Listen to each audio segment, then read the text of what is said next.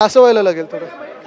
शरद पवार त्यांचा स्टेटमेंट आलं मुख्यमंत्री पदावरून त्यांचं संख्याबळ जास्त त्यांचं संख्याबळ जास्त त्यांचा विचार केला जाईल आत्ताच त्यावर चर्चा करण्याचं कारण नाही. मला वाटतं महाविकास आघाडीमध्ये हे स्पष्ट आहे की कुठेही लढाई एकामेकांसाठी नाहीये ना आमच्या कोणासाठी आहे. ही लढाई महाराष्ट्राच्या हितासाठी आहे, महाराष्ट्राच्या स्वाभिमानासाठी.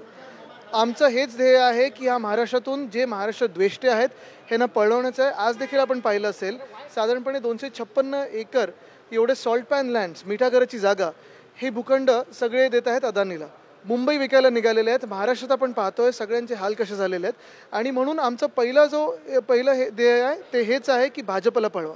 ठीक आहे ना, हे अंतर्गत चर्चेवर होईल. मुख्य गोष्ट हीच आहे कोणी मुख्यमंत्री पदासाठी लढत नाहीये. आम्हाला सरकार ह्यासाठी बनवायचं आहे कारण जे महाराष्ट्र द्वेष्टे भाजपा आहे त्यांना हद्दपार करायचं.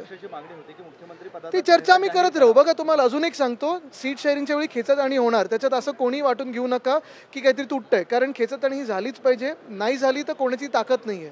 प्रत्येक सीट ही प्रत्येकाने मागितलीच पाहिजे, मगच आम्ही 288 सीटवर सगळ्यांना मदत करू शकतो. अजित पवारांनी एक ट्विट केलं आहे आणि त्यामध्ये त्यांनी लाडकी बहीण योजनाचं संपूर्ण क्रेडिट हे राष्ट्रवादीला दिलंय आणि त्यांच्या ट्विटमध्ये फक्त अजित पवारांची लाडकी बहीण असा उल्लेख आहे, ना मुख्यमंत्री ना उपमुख्यमंत्री. आता दुसरे हाफ DCM आणि जे घटनाबाह्य मुख्यमंत्री त्यांच्या ट्विटची वाट पाहूया किंवा कॅबिनेटमधून आपल्याला ऐकायला येतच काय काय होतं तिथे. एक एक असं करतो, लेफ्ट राईट करतो. भाजप पहिल्यांदा खरं बोलली. ठीक आहे. उद्या राहुल गांधी सांगलीत आहेत, उद्धव ठाकरे जाणार आहेत का? कारण महाविकास आघाडीचं नाही, मला उद्धव साहेबांचा कार्यक्रम माहित नाही. हार जाणार आहेत का राहुल गांधी? काय काय हो, अतिवृष्टी झालेली आहे, वादळी पाऊस होता, नुकसान खूप झालेलं आहे. त्या नुकसानीची पाहणी करायला चाललेलं आहे. माझ्यासोबत संजय राऊत साहेब आहेत, अंबादास दानवेजी आहेत, खैरे साहेब आहेत. आणि महत्त्वाची गोष्ट म्हणजे हीच आहे की सणावारी आता कुठे ना कुठेतरी ह्या राजवटींनी मदत करणं आणि चांगली भरीव मदत करणं गरजेची आहे.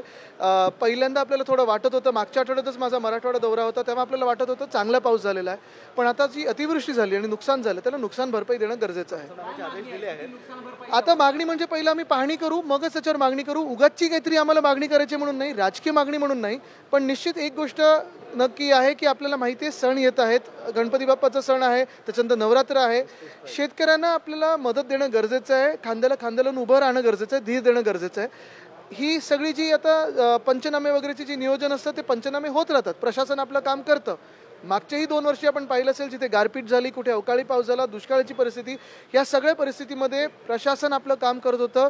त्यांनी पंचनामे केले होते, पण कुठे 5 रुपयाचं चेक, कुठे 50 रुपयाचं चेक, असं होऊ नये ही आमची आग्रहाची मागणी राहील. सांगलीमध्ये उद्या राहुल गांधी येत आहेत आणि महाविकास आघाडीच्या प्रचाराचा नारळ तिथं वाढवलं जाईल असं बोललं जात आहे. नाही, आता नारळ अधिकृत तिथे महाविकास आघाडीचं जेव्हा वाढवलं जाईल तेव्हा आपल्याला कळवण्यात येईल. कारण मागच्या आठवड्यात देखील महाविकास आघाडीची जी सभा होती तेव्हा पण सांगितलं होतं की आता नारळ फोडणार, आता हे होणार. असं नाहीये. जेव्हा अधिकृत सभा असतील महाविकास आघाडीच्या त्याच्यासाठी आम्ही सगळे येऊ. उद्याचा वैयक्तिक कार्यक्रम आहे त्यांचा. महामंडळाचा देखील संप आहे, महामंडळाचा संप आहे सणासुदीच्या काळामध्ये, त्याबद्दल आपलं काय?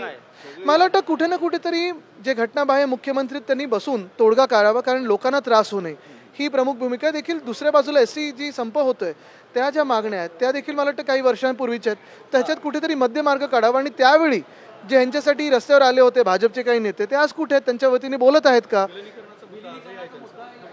एक्झॅक्टली. पण त्यावेळी जे आंदोलन करण्यासाठी भाजपवाले पुढे आग लावत होते, चाव्या मारत होते, ते आज कुठे आहेत?